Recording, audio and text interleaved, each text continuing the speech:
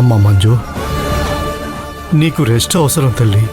ఇది రెస్ట్ తీసుకునే సమయం కాదు మామయ్య గారు. అక్కడ సత్య గారు ఎలా ఉన్నారో ఎక్కడున్నారో అని నాకు టెన్షన్గా ఉంది. మీ అమ్మ ఇంకా రాలేదేంటమ్మా? ఇటువంటి సమయంలోనే కదా కాస్త తోడుండాలి. చూడమ్మా, మీ అమ్మ నెంబర్ చెప్పు, నేను ఫోన్ చేస్తాను. నేను చేస్తాను మామయ్య గారు. సరే చేయమ్మా.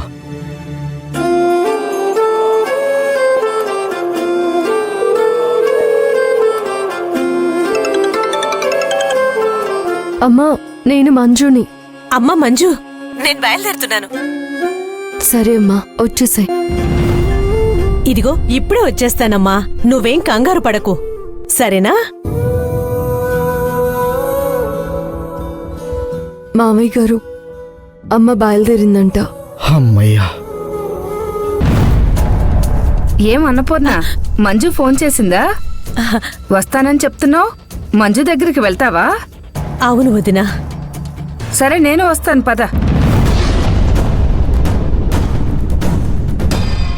నేనేమన్నా కరెంటునా నువ్వు షాక్ అవ్వడానికి? ఇంట్లో మీ అన్నయ్య కూడా లేడు, ఒక్కదాన్నే ఉంటే బోరు కొడుతుందని అందుకే మంజు దగ్గరికి వస్తాను అంటున్నాను. వదిన రావాల్సిన పనే ఉంటుంది, తను రాకపోతేనే బావుంటుంది కదా.